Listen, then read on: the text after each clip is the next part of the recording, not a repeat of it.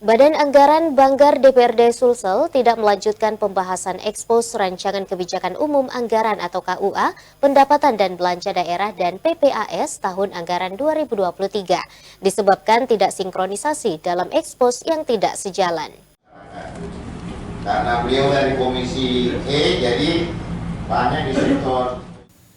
DPRD Sulsel menggelar rapat Badan Anggaran terkait pembahasan ekspos Rancangan Kebijakan Umum Anggaran atau KUA, Pendapatan dan Belanja Daerah dan PPAS tahun anggaran 2023. Rapat tersebut dipimpin langsung oleh Wakil Ketua DPRD Sulsel Syahrudin Alrif, didampingi Ketua DPRD Sulsel Andi Ina Kartikasari, beserta pimpinan Banggar Irwan Hamid. Rapat Banggar pembahasan ekspos Rancangan Kebijakan Umum Anggaran atau KUA, Pendapatan dan Belanja Daerah dan PPAS tahun anggaran 2023 mendapat sorotan dari anggota Dewan soal tidak sinkronisasi dari RPJMD. Di antaranya beberapa hal yang tidak disampaikan oleh Pemprov Sulsel di dalam PPAS tidak menjelaskan pendidikan dan kesehatan sehingga seharusnya dilakukan pemaparan yang jelas secara detail saat melakukan pemaparan ekspos.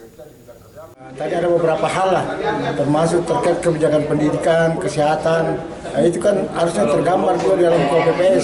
Iya, itu mungkin besok nanti anunya. Karena ini kan baru hari pertama, masih ada tahapan selanjutnya. Ini baru expose. Di dalam KPPS itu kan materi KPPS itu ada kan kebijakan perencanaan belanja. Nah, di situ sebagai anunya patronnya untuk pelanggaran APBD itu yang belum dijelaskan, makanya nanti teman-teman mau pertanyakan. Jadi ini baru tahap awal, baru hari pertama ekspos dan 2 hari ekspos ini, setelah itu pendalaman baru paripurna. Rencananya, kelanjutan rapat Badan Anggaran pembahasan ekspos Rancangan Kebijakan Umum Anggaran, Pendapatan dan Belanja Daerah dan PPAS tahun anggaran 2023 akan dilanjutkan 4 Agustus dengan melengkapi data ekspos KUA dan PPAS. Ardi Jaho, Slebes TV.